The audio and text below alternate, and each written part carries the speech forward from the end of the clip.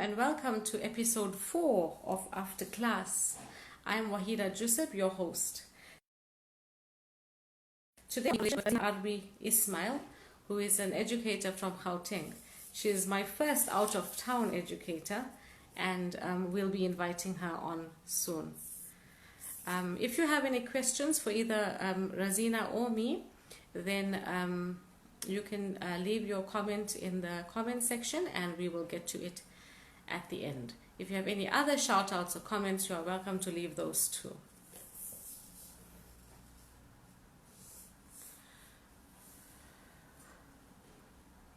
Okay, she's requested to join. Razina will be joining us soon. Razina is currently a grade 3 teacher at a private school in Gauteng.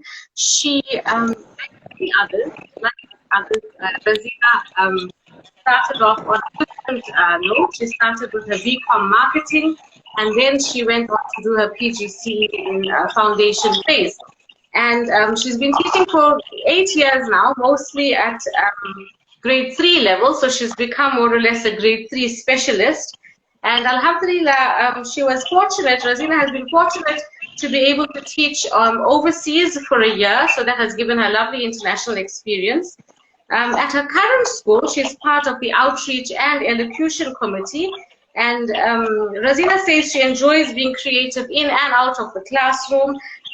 She's passionate. She is a passionate and compassionate teacher who enjoys teaching kids as well as learning from them. That's awesome. Assalamu alaikum, Razina. Thank you for joining us. Alaikum salam. Nice to be here. As I told the viewers, you're my first out-of-towner. So far, I've had only Durbanites, and alhamdulillah, now we are going a little bit further afield. So I want to thank you for that as well. I have given the viewers a brief description, a brief introduction of you. Is there anything else that you'd like to add? I think that's basically it. That's who I am. Okay, perfect. I know you've started with your BCom marketing, but I think somewhere in all our lives, when we're very little, we sometimes dream of being a teacher, and then we lose that goal, and then we study other things, and then we find our way back at some point, and then become the teacher we've always wanted to. Was this true for you? Did you always want to be a teacher, or how did you end up in the industry? Yeah, so it's like you said, I first studied my BCom marketing. I think when I was in matric, I didn't really know what I wanted to do. I wanted to do architecture, I wanted to do accounting, and then eventually I went into the BCom field. And when I started working, I realized that corporate just wasn't for me. And if I think back now, when I was a kid, like you said, we always used to play school, and I always wanted to be a teacher, but I didn't actually think I would make it like my profession. Yeah, it ends up true for all of us. And I think you brought up a very valid point. In matric, nobody really knows what they want to be. And I think it's so unfair to have to make that decision at such a time in your life where you're still learning about who you are and who you're going to be, and then to have to make lifelong decisions like that. I think it's a bit unfair. So it often happens that we change our path at some point, and we become truer to who we actually are. Definitely. So I know you've been now, you're saying, a teacher for 8 years. So I'm going to ask you, looking back 8 years ago when you first started, did you see yourself where you are today in the position you are and in the industry for so long? Definitely not. I think initially when I started, like I said, I wasn't so sure of myself or what I wanted to do. And when I started also, I started in a government school in a bit of a rural area. So it was a bit difficult. And I thought, like, you know what, I'm not going to manage this. I'm only going to teach for like 2 years, and then maybe I'll try something different again. But alhamdulillah, I think that was my calling.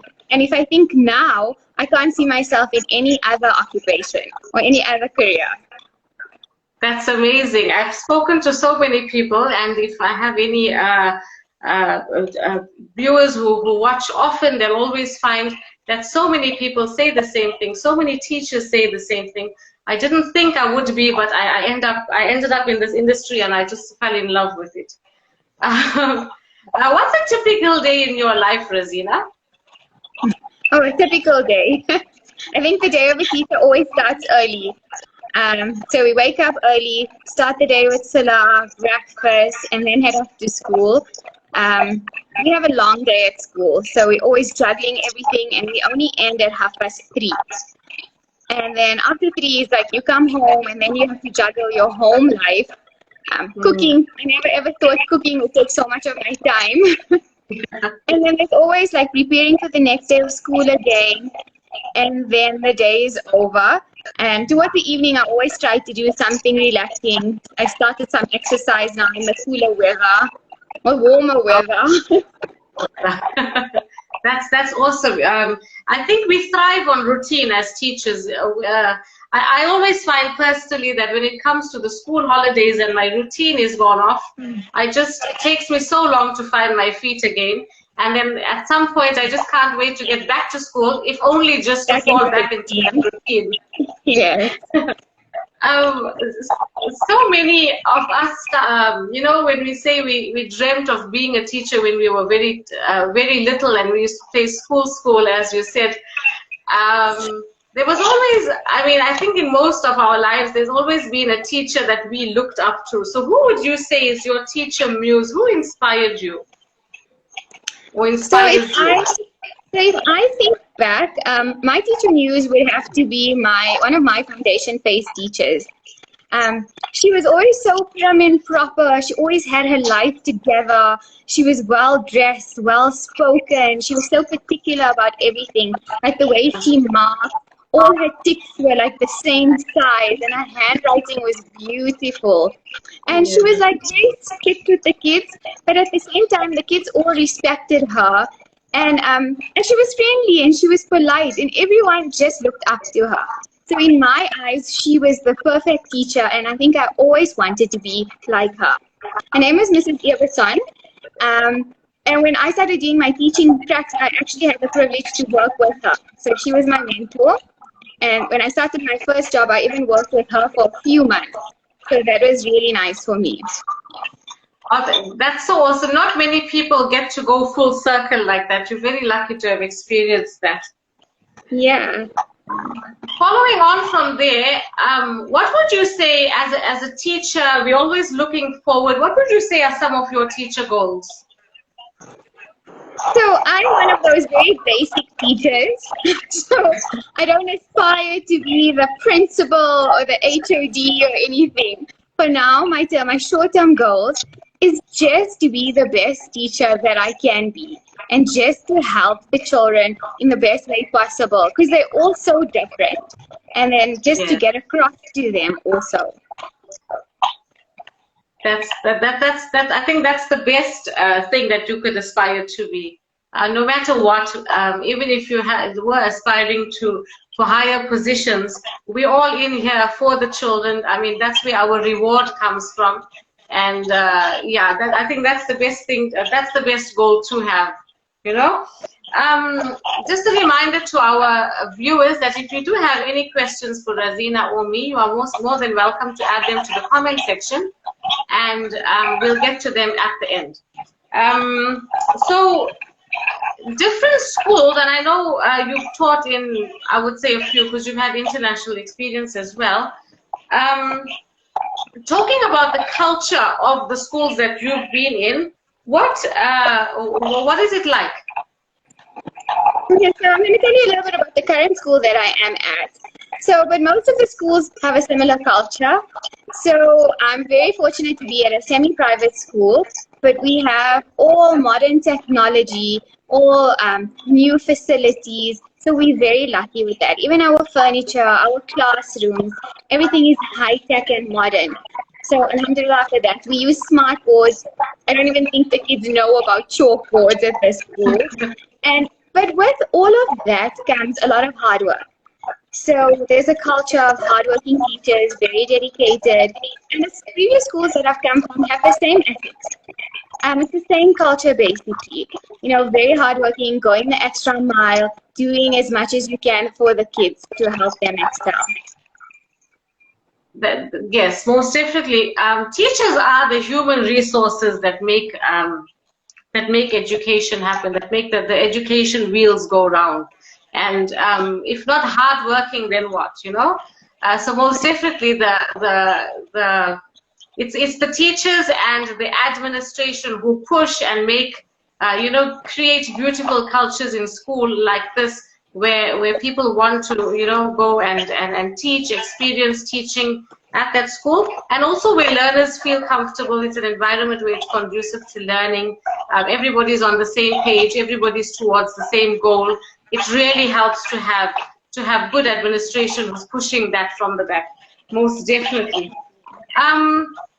So in your 8 years, 8 years of teaching, what would you say are some of the challenges that you have experienced so far in general? So I think the general challenge that most teachers do struggle with is the discipline. And every school that you go to, no matter how big your class is or how small your class is, it's always an issue. The current issue, like I'm now in a smaller class, I don't have that many students, but we still have discipline issues. And what we find is that because there isn't consequences for their actions, when we discipline them, it's always like empty threats. We're going to do this, we're going to do that. And I find that's a big problem. Yes. The other problem that we also seem to have is that in our classes, there's so many different children, like their skills or their abilities are so different. So we have a lot of weak learners, and then the average learners, and then strong learners. So it's difficult to work with a variety. Some of them get bored, some of them we've got to spend the extra time with.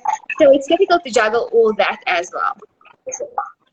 Most definitely, you brought up a very valid point. Something that many teachers, myself included, find is although we are all for inclusive education and having, all sorts, it is difficult. It's very difficult on teachers to manage the different abilities and, can I say, disabilities, learning disabilities in the same classroom, most definitely. Personally, when it comes to learning disabilities and as a teacher of English, and I don't have to explain now the challenges that come in there, and just to keep the kids on track all the time, motivating them, pushing them when they themselves are becoming so demotivated. And I can go on. And also, looking at these disabilities or different levels of ability, the not so strong support that they're getting, that they're not getting from home. I find that's also a very it's a huge challenge for myself personally, as well as for many other teachers who I've spoken to. And what made it all worse, I would say, is that in the past 18 to 20 months, with the pandemic, with things like that, how would you say that has COVID impacted your home and work environment? So there's definitely been an impact. What happened with us was during COVID, we went online. So it was all new for us. It was a lot of learning again. We were having meetings at like odd hours of the day, and then we were learning how to do PowerPoints. It was something we hadn't done before, how to teach online. So it was a very stressful time. We were having like meetings at night, not even school hours. And then we would start our day and we would have a live lesson, and then we'd be preparing our next lesson, and then we were doing recordings.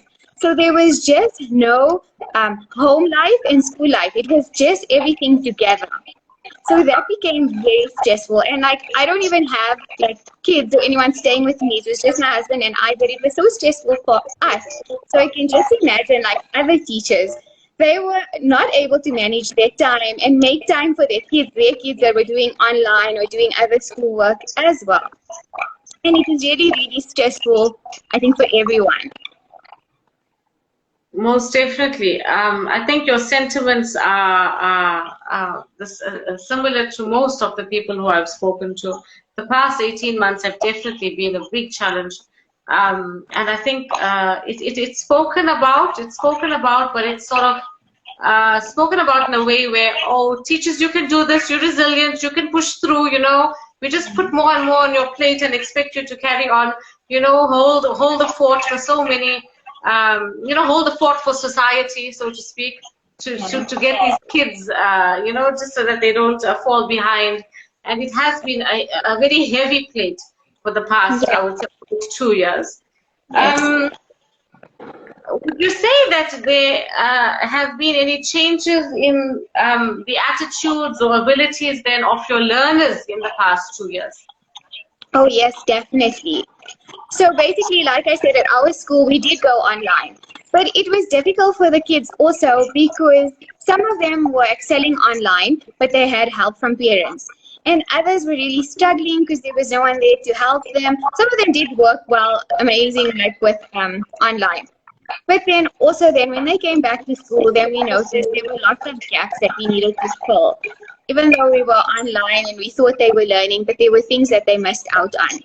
And we found in the foundation phase that a lot of the kids struggle with reading because I suppose we weren't doing reading and they weren't doing reading by themselves. And their handwriting really deteriorated. So those were two of the things that we really noticed. And also, like you said, their attitude. So it's difficult to say because maybe a lot of them did go through trauma themselves. A lot of them lost parents, grandparents. A lot of their parents got retrenched from their jobs. So I suppose it was a difficult time for them also. And when they came back to school also, it's just like they have like a poor work ethic. Like they don't want to do it. They lack that motivation to do things. And you feel bad to push too hard also because you're not sure what did they go through at home or what did happen during that time. Most definitely. And I've also found that, well, in our school, I can say personally, the absentee rate for can I say not sickness related absentee rate is so high. It makes the workload very difficult on a teacher who needs to fit in and make sure that these children are not falling behind.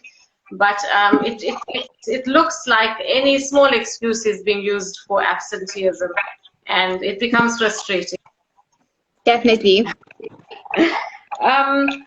On a personal level, Razina, how have you been able to cope with all of these changes?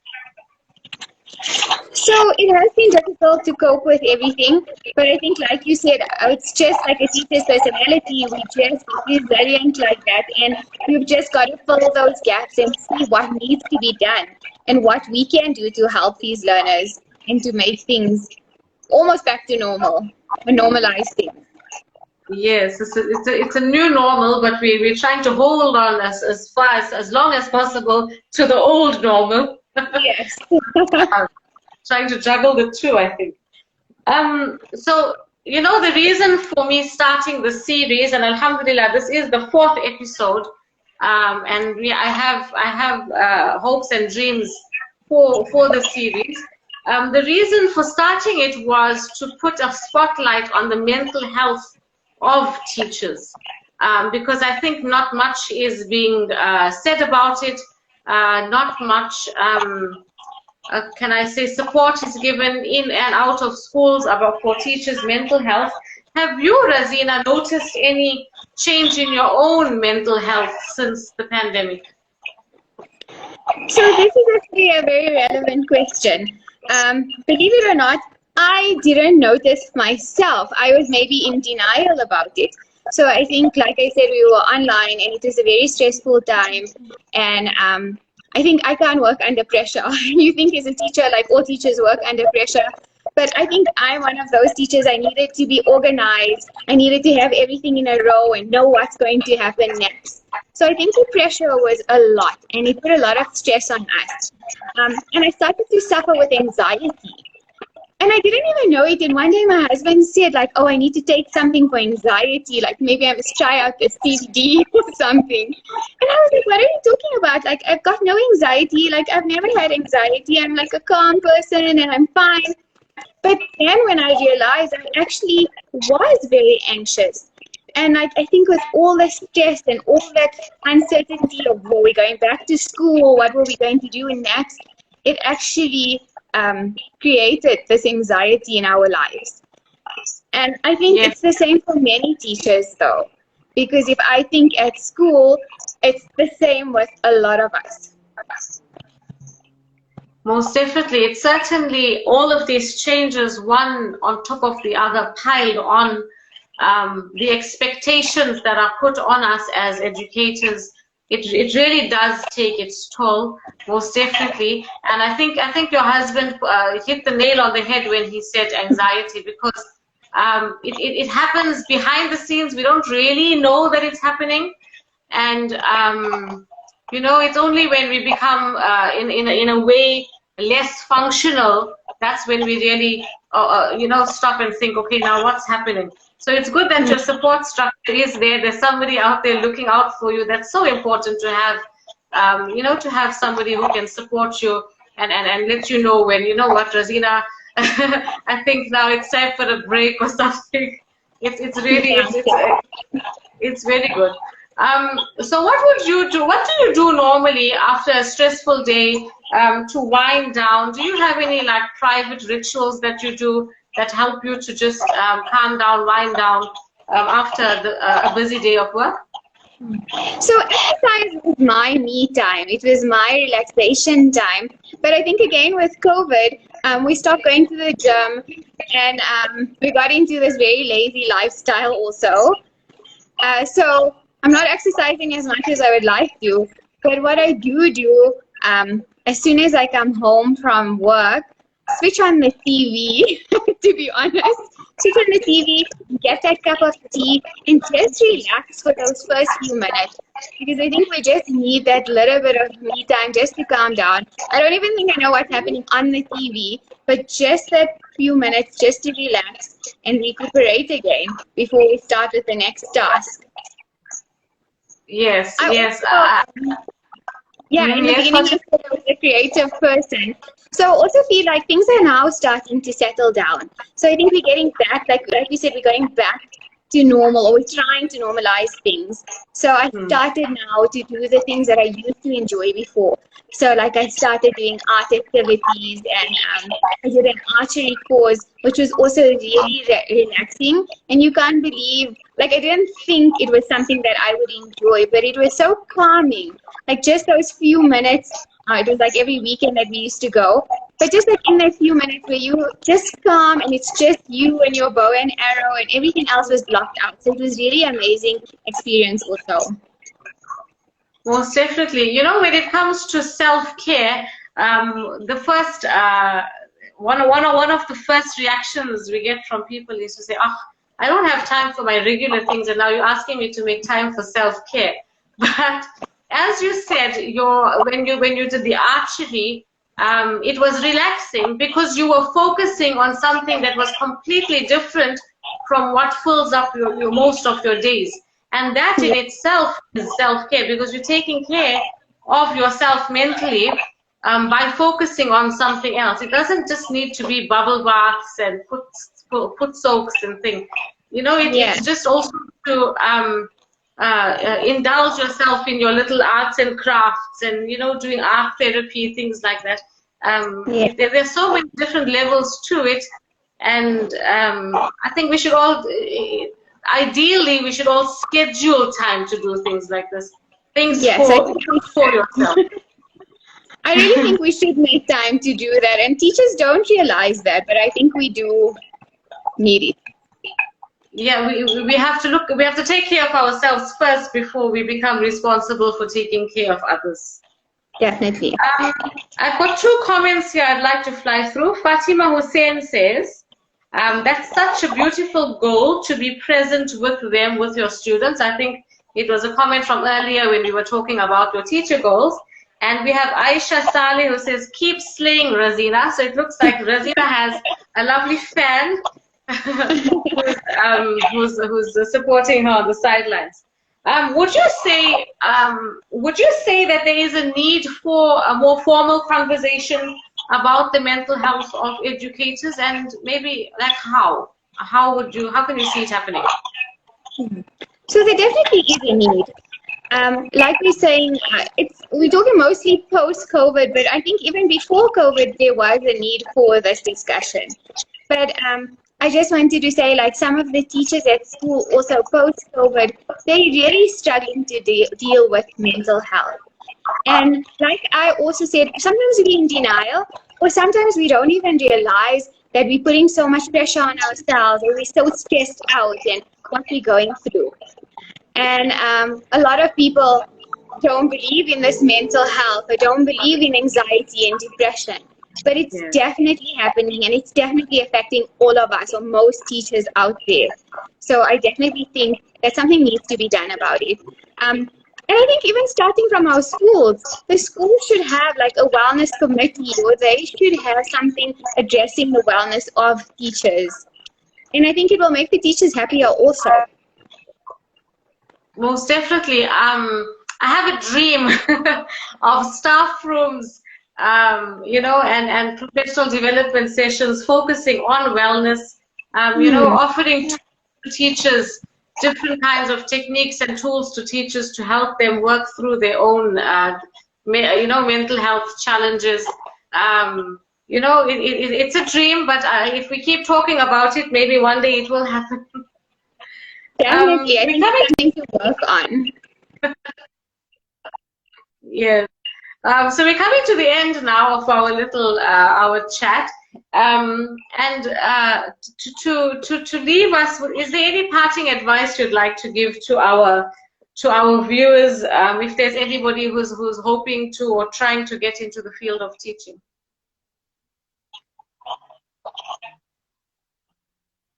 Hello? If it's something that you want to do, if you want to become a teacher, then I think that is a very nice profession. It's very rewarding when you accomplish your goals, or when you see your learners progressing or showing any improvement.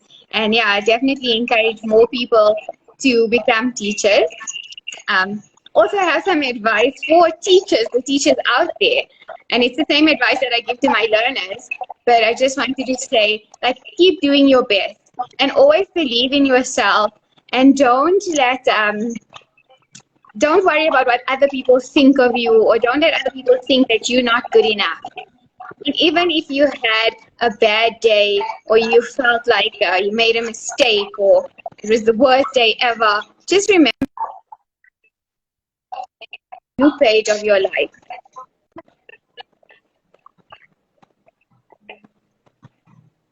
That's I think you've hit the nail on the head again, Razina. Most definitely, tomorrow's a new day. You work towards what you want, and you'll surely create your own ideal future. We have another comment that my producer's quickly jotting down so that I can read it. In the meanwhile, let's share Razina's. You can follow Razina on @pink_prettiness on Instagram, where she shares all of her classroom ideas and achievements and things. Next week, inshallah, we'll be talking to Nasima Osman, who is also another out-of-towner. So I think we are going further afield.